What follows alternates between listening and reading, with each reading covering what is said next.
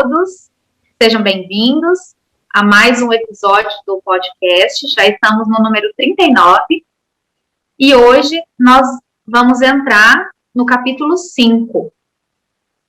Então, nós vamos fazer a nossa oração para a gente poder conversar um pouquinho sobre ele. Amigo Mestre Jesus, obrigada pela oportunidade de estarmos todos aqui reunidos, buscando, de fato, conversar com Kardec, aprender um pouco os teus ensinamentos e trazer aqui à luz, a cada um de nós, aos nossos dias, à nossa vida, as tuas belas lições, que possamos viver, Senhor, como o Senhor nos ensinou, como o Senhor viveu. Fique conosco, hoje e sempre, que assim seja. Então, hoje, nós temos o nosso estudo. Entramos no capítulo 5 da segunda parte, que fala do mundo espírita ou do mundo dos espíritos, né? E nós vamos falar sobre as considerações sobre a pluralidade das existências. Então, na verdade, essa parte não é uma pergunta, são muitos questionamentos que Kardec faz, e são considerações que ele nos traz, que nos faz refletir sobre o tema. Então, é o item 222, que está no próximo slide. E antes de apresentá-lo, eu gostaria de lembrar para nós que muitas pessoas criticam o Espiritismo, né, ou simplesmente alegam que o Espiritismo foi o inventor de várias teorias, várias situações, como, por exemplo, a reencarnação, a pluralidade das existências. Só que o que nós vamos refletir hoje, com essas considerações que Kardec nos traz ali no Livro dos Espíritos, é justamente entender que Kardec apenas é a terceira revelação. Kardec não, me perdoe. O Espiritismo é apenas a terceira revelação. Então, Moisés veio a seu tempo, revelou aquilo que era possível ser revelado para a população que estava aberta àquele ensinamento. Jesus veio 1.600 anos mais ou menos depois de Moisés, já nos ensinar que Deus é amor e nos trouxe esse legado de tão belos ensinamentos que ele de fato viveu, e nos informou ainda que nós teríamos uma nova revelação, que é a terceira, que é a doutrina dos espíritos. Só que o que nós trazemos na nossa doutrina dos espíritos, que Kardec codificou através dos ensinos que os espíritos apresentaram, não é algo novo, como dizem alguns. Muitos, alegando isso, ignoram tantos fatos históricos onde a reencarnação e outros tantos ensinamentos da doutrina espírita já eram do conhecimento popular, já eram do conhecimento das pessoas. Então, Kardec diz isso, que muitas pessoas dizem que a doutrina, o dogma, né, é novo, mas na verdade não é, e a gente veio a partir da doutrina de Pitágoras. Então, a gente percebe que o Espiritismo, ele há de ter existido desde a origem dos tempos, e sempre nos esforçamos por demonstrar que dele se descobrem sinais na antiguidade mais remota. Então, o Pitágoras fala sobre o sistema de metempsicose, que é um sistema onde nós somos, né, nós, seres humanos, temos um espírito, né, uma alma, e essa alma, de acordo com o que a gente faz, ela pode retornar para novas existências, mas na metempsicose que Pitágoras traz, esse retorno pode ser em qualquer outro ser da criação, não necessariamente o retorno no ser humano. Então, Pitágoras traz isso, mas antes dele apresentar, na verdade, ele foi buscar essas informações a partir dos filósofos indianos e dos filósofos egípcios. E aí, na sequência, a gente vai entendendo que essa ideia dessa transmigração das almas formava uma crença disseminada, aceita pelos homens mais eminentes. Então, não é algo novo, porque pessoas de um grande conhecimento já trouxeram isso em algum momento. Essa revelação, ela é revelação ou é intuição? E aí, Kardec nos diz ali que não padece dúvida é que uma ideia não atravessa séculos e séculos, nem consegue impor-se à inteligência de Skoll, se não contiver algo de sério. Independente se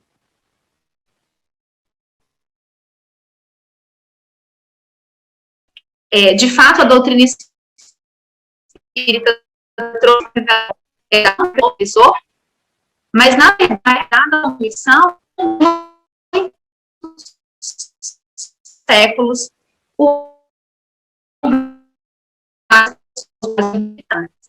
então, a injeção seria prova a seu favor. Se ela atravessou séculos e séculos essa mesma ideia, é porque algo tem de muito verdadeiro nela. E ali, Kardec também fala que há diferença da metempsicose para a reencarnação. A metempsicose, então, é aquela ideia de que nossa alma volta em qualquer outra forma. Mas a reencarnação nos diz que uma vez habitando um corpo humano, o nosso espírito só tem condições de habitar um corpo humano e ir progredindo. Ele nunca regride. Porque todos nós estamos destinados à perfeição, à evolução. E dessa maneira, não tem como eu voltar, né, o meu espírito retornar numa outra situação diferente da nossa consciência humana. Kardec continua, então, dizendo que, ensinando o dogma da pluralidade das existências corporais, os espíritos renovam uma doutrina que teve origem nas primeiras idades do mundo e que se conservou no íntimo de muitas pessoas até os nossos dias. Eles apresentam também um ponto de vista mais racional, de acordo com as leis naturais e em harmonia com a sabedoria do Criador, sem nenhuma superstição. Então, o que Kardec trouxe para nós, compilado a partir dos ensinos dos espíritos, não é algo novo. É algo que já tinha sido, né, já é do conhecimento comum, mas ele, de fato, organizou sem nenhum dogma, sem nenhuma superstição. Então, antes do Pentateuco, já haviam numerosas publicações sobre todas essas questões em vários países. Então, a gente vai continuando. Kardec, então, nos propõe uma reflexão para que a gente tente entender, de fato, essa questão da reencarnação. Ele pede que a gente coloque em igual condição o grau de probabilidade para que exista a pluralidade das existências e também para a unicidade das existências corpóreas, a fim de vermos que lado a razão e o próprio interesse nos leva. Então, ele quer o quê? Que a gente reflita, sem nenhum pré-julgamento, o que é mais dado à razão das duas condições, se da pluralidade ou da unicidade das existências. E aí ele fala que para alguns não convém a ideia da reencarnação, pois não querem sofrer em outra o que já sofreram agora. Não adianta se rebelar. Se bastante estudar, saberão que só terão na próxima encarnação aquilo que tiverem feito neste mundo. Então, o que ele traz aqui? Tem algumas pessoas que dizem, eu não aceito a reencarnação, porque senão, porque não é conveniente, né? Não é conveniente para a pessoa. Porque eu já sofro agora, eu vou continuar sofrendo na outra. Mas, a partir do momento que a gente, de fato, estuda, a gente percebe que a gente só vai passar por aquilo que for do nosso merecimento. É o famoso, a gente só vai colher aquilo que a gente plantar. Então, essa é uma dos questionamentos que a gente tenta trazer para a nossa razão, para entender que, de fato, existe a pluralidade das existências. Kardec cita também que outros acreditam no nada, o que perderão a individualidade após o desencarne. Então, tem algumas teorias que acreditam que a gente, após esse momento aqui, nós voltamos para o todo cósmico universal e perdemos a nossa individualidade. E aí a gente se questiona, se é o fim para todos, independente do que eu fizer nessa encarnação, se eu fizer o bem, se eu fizer o mal, eu vou retornar para o todo, para o cosmos, para que eu faço o bem? Para que eu busco me melhorar? Para que eu estou nessa constante busca pela evolução, por deixar de ser orgulhoso, egoísta e todos esses vícios que a gente ainda tem? Então, Kardec continua, nos fazendo refletir. E tem outros ainda que pensam, não é possível que Deus imponha ao homem a obrigação de recomeçar uma série de misérias e tribulações. Então, algumas pessoas acreditam ainda naquele Deus que Moisés apresentou, que é um Deus impositivo. Mas a gente lembra que Jesus nos apresentou um Deus de justiça e de amor. Então, Deus jamais vai nos obrigar a recomeçar uma situação, passar por uma situação, se não for para o nosso aprendizado. Então, nesse momento, a gente começa a entender que, de fato, é mais razoável pensar que existe, de fato, a pluralidade. Outro questionamento acontece também. Se não há reencarnação, há uma existência corporal e o espírito foi criado por ocasião do seu nascimento. Não há meio termo. Admitindo que a alma nasce com o corpo, ou o que vem a ser o mesmo antes de encarnar, só dispõe de faculdades negativas. Então, tem gente também que acredita que a alma ela é criada junto com o corpo. Só que nós sabemos que não é assim que acontece. Que os nossos pais aqui na Terra, eles nos emprestam apenas o material físico para gerar o nosso corpo. A nossa alma não foi criada pelos nossos pais e nem foi criada naquele momento da encarnação. Pelo contrário, nossa alma foi criada muito antes. Mas para a gente descartar, refutar essa informação, nos perguntamos, fazemos alguns questionamentos. Vamos lá. Primeiro, Kardec faz esse questionamento, nos ensina a questionar. Ele diz o seguinte: por que mostra a alma aptidões tão diversas e independentes das ideias que a educação lhe fez adquirir? Então, ele está questionando por que tem algumas pessoas que não tiveram acesso a determinado tipo de educação, de informação, de aptidão, mas ela demonstra essa aptidão com muita frequência.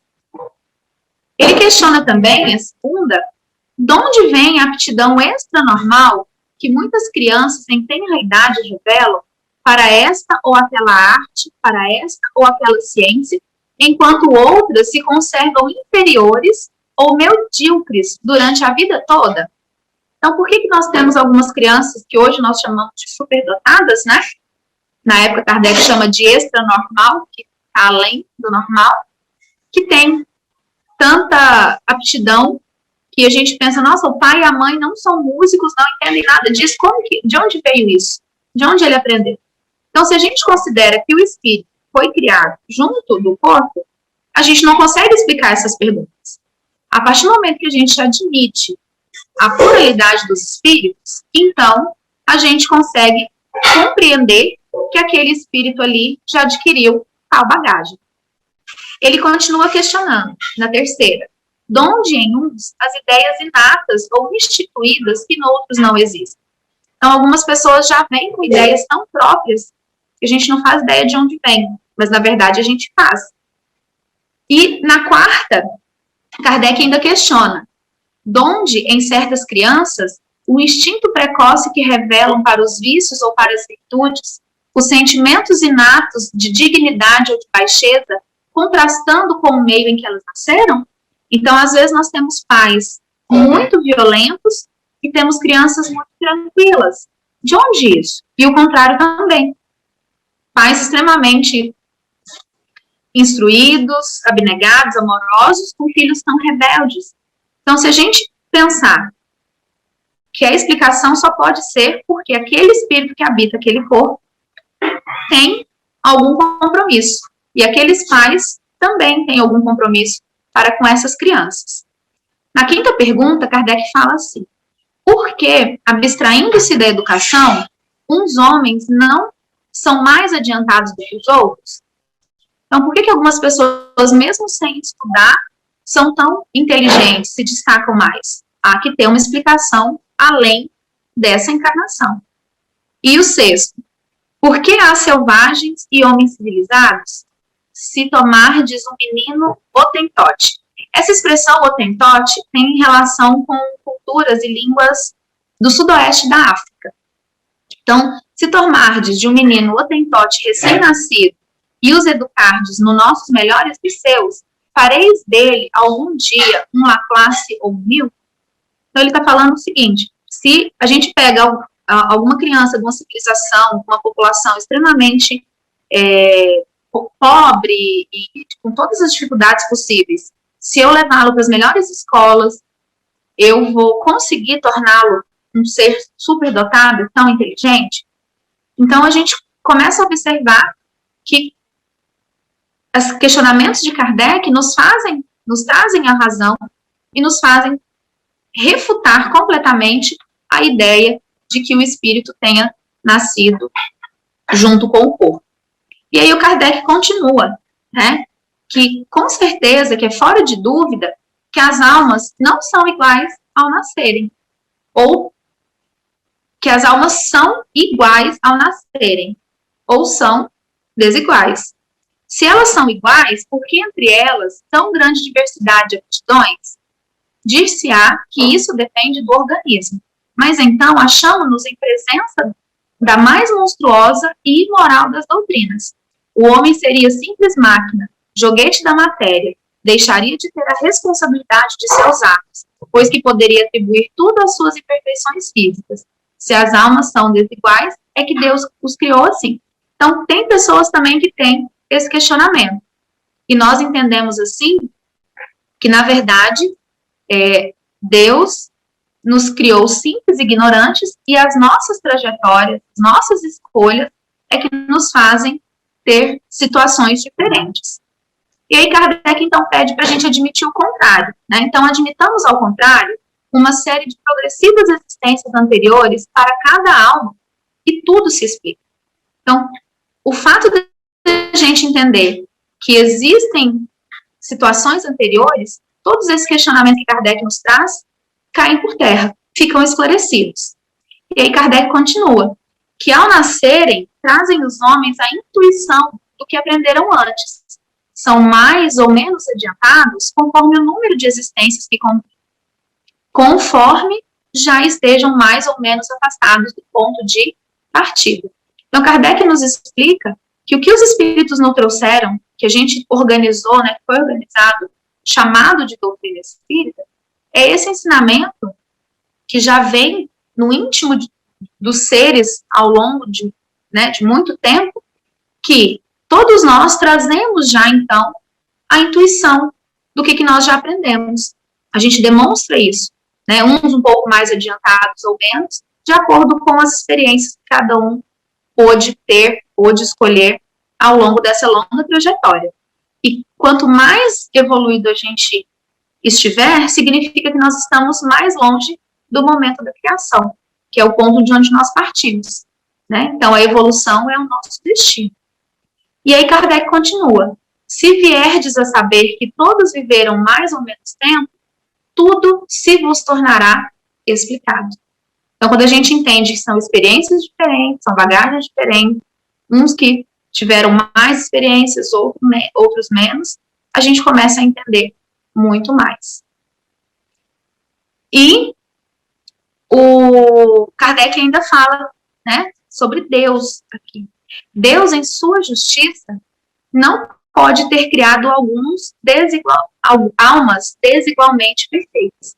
Como a gente sabe, Deus criou, então, todos nós simples e ignorantes. E aí, Kardec continua que, com a pluralidade das existências, a desigualdade que notamos nada mais apresenta em oposição à mais rigorosa equidade, é que apenas vemos o presente e não o passado. A este raciocínio serve de base algum sistema, alguma suposição gratuita? Não. A gente simplesmente parte de um fato que é patente, que é incontestável. A desigualdade das aptidões e do desenvolvimento intelectual e moral, e verificamos que nenhuma das teorias correntes o explica, ao passo que uma outra teoria lhe dá explicação simples, natural e lógica. Então, o que nós tentamos entender é algo simples, faz parte da natureza e alcança a nossa lógica. E aí Kardec, né, e os seus questionamentos diz: será racional preferir-se as que não explicam àquelas que explicam? Então, Kardec nos faz sempre trazer tudo para o cunho da razão. Na hora que o Kardec fala ali sobre o Hottentot, né, pode gerar alguma questão. Então, sobre as raças, a doutrina espírita tem mais amplitude do que tudo isso. Segundo ela, não há espécies de homens, não há muitas espécies de homens. Há somente homens cujos espíritos estão mais ou menos atrasados. Porém, todos estão suscetíveis a progredir. E aí, Kardec questiona afirmando: não é este o princípio mais conforme à justiça de Deus? Então, independente da raça, independente do gênero, sexo, crença e tudo mais, o que nós temos é apenas pessoas que estão em graus diferentes de evolução. E aí, estamos quase encerrando, Kardec coloca ali que nós vimos de apreciar a alma com relação ao seu passado e ao seu presente. Se a considerarmos tendo em vista o seu futuro, esbarraremos nas mesmas dificuldades. Então, ele coloca ali mais alguns questionamentos. Ele diz o seguinte: se a nossa existência atual é que só ela decidirá na nossa sorte vindoura, quais, na vida futura, as posições respectivas do selvagem e do homem civilizado? Estarão no mesmo nível ou se acharão distanciados do outro no tocante à soma de felicidade eterna que lhes cai? Então, se a gente pensa numa vida, né, na questão do futuro, na nossa existência atual, nós vamos ter uma posição igual a de todo mundo vai ter a mesma posição? E aí ele questiona: o homem que trabalhou toda a sua vida por melhorar-se, virá a ocupar a mesma categoria de outro que se conservou em grau inferior de adiantamento, não por culpa sua, mas porque não teve tempo nem possibilidade de se tornar melhor? Então, será que é justo isso? Alguém que se dedicou, que trabalhou bastante, ocupar agora, né, ou na próxima, a mesma categoria daquele que não se esforçou? Aí Kardec tem mais 3 perguntinhas. O que praticou o mal, por não ter podido instruir-se, será culpado de um estado de coisas cuja existência não dependeu dele? Então, Kardec nos faz questionar umas questões difíceis, né? E aí ele vai para a 4ª. Trabalha-se continuamente por esclarecer, moralizar, civilizar os homens. Mas, em contraposição, a um que fica esclarecido, milhões de outros morrem todos os dias antes que a luz lhes tenha chegado. Qual a sorte destes últimos? Serão tratados como réprobos? No caso contrário, que fizeram para ocupar categorias idênticas dos outros? Então, cada um tendo destinos iguais ou diferentes? Como assim? E por 5º, que sorte aguarda os que morrem na infância quando ainda não puderam fazer nem o bem nem o mal? Se vão para o meio dos eleitos, por que esse favor, sem que coisa alguma haja feito para merecê-lo? Em virtude de que privilégio eles se veem isentos das tribulações da vida? Então, aqui o questionamento é: quando a criança desencarna tão cedo, ela vai para um paraíso, e é isso? Né? Então, Kardec vem nos elucidar que haverá alguma doutrina capaz de resolver esses problemas, esses questionamentos? E aí ele propõe: admitam-se as existências consecutivas e tudo se explicará em conformidade com a justiça de Deus. O que se não pôde fazer numa existência, faça em outra. Assim é que ninguém escapa à lei do progresso, que cada um será recompensado segundo o seu merecimento real e que ninguém fica excluído da felicidade suprema, a que todos podem aspirar quaisquer que sejam os obstáculos com que topem no caminho. Então, todos nós vamos chegar à perfeição. Esse é o nosso objetivo, esse é o nosso destino. Mas cada um vai no seu tempo, no seu ritmo. Essas questões facilmente se multiplicariam ao infinito, porquanto inúmeros são os problemas psicológicos e morais que só a pluralidade das existências encontram a solução. Uma vez provado que certas coisas reais são impossíveis sem a reencarnação, e que alguns pontos do dogma religioso não podem ser explicados a não ser por esse meio, cumpre admiti-la e reconhecer que é meramente aparente o antagonismo entre a doutrina da reencarnação e tais pontos. E o Kardec traz ali ainda que o princípio da reencarnação ressalta de muitas passagens das Escrituras, achando-se especialmente formulado de modo explícito no Evangelho. Então, ele traz uma passagem de Mateus, quando ele fala que... Pode passar o próximo. Ele fala que João Batista fora Elias. Então, houve reencarnação do espírito ou da alma de Elias no corpo do, então, agora, João Batista. Então, ademais, como quer que opinemos acerca da reencarnação, quer a gente aceite ou não, isso não constituirá motivo para que deixemos de sofrê-la, desde que ela exista, malgrado todas as crenças em contrário. O essencial está em que o ensino dos espíritos é eminentemente cristão, apoia-se na imortalidade da alma, nas penas e recompensas futuras, na justiça de Deus, no livre-arbítrio do homem, na moral do Cristo. Logo, não é antirreligioso. Então, a gente traz, né, essa ideia da reencarnação do ser, que ela é lógica e que ela apresenta, ela confirma os fatos. E a gente observa também que se a gente tiver um pouquinho de paciência e perseverança, a gente vai sanar todas as nossas dúvidas. Pode seguir. Reconheçamos, portanto, em resumo, que só a doutrina da pluralidade das existências explica o que sem ela se mantém inexplicável, que é altamente consoladora e conforme a mais rigorosa justiça, que constitui para o homem a âncora de salvação que Deus, por misericórdia, lhe concedeu. Então, quando a gente reconhece que a reencarnação é consoladora e traz para nós a justiça de Deus, toda a sua misericórdia, a gente se sente um pouco mais consolado. E as próprias palavras de Jesus não permitem dúvida a tal respeito. Então, para a gente encerrar, algumas palavras que Jesus traz. Ele diz, respondendo a Nicodemos, disse Jesus, em verdade te digo, que se um homem não nascer de novo, não poderá ver o reino de Deus. Então, aqui ele está falando que, para a gente chegar à perfeição, que é o nosso objetivo, nós precisamos reencarnar. O item 4. Disse-lhe Nicodemos, como pode um homem nascer já estando velho? Pode tornar ao ventre de sua mãe para nascer uma segunda vez? Então, ele aqui não estava entendendo a lógica do abandonar o corpo físico, que já venceu o seu prazo, enquanto o espírito retornar num novo corpo. E o item 5,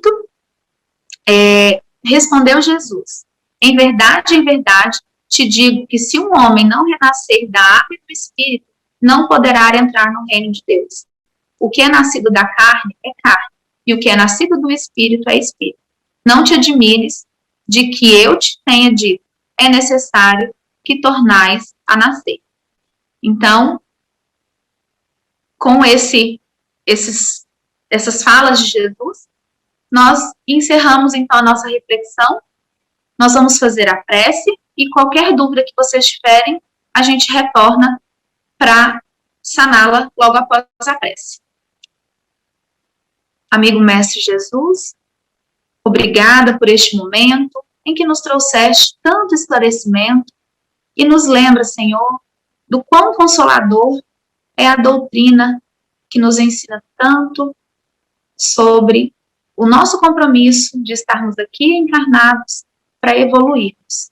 E que nos consola, Senhor, é sabermos que nós não começamos agora e nós ainda temos muito a caminhar, a aprender e a crescer. Fique conosco, hoje e sempre, que assim seja.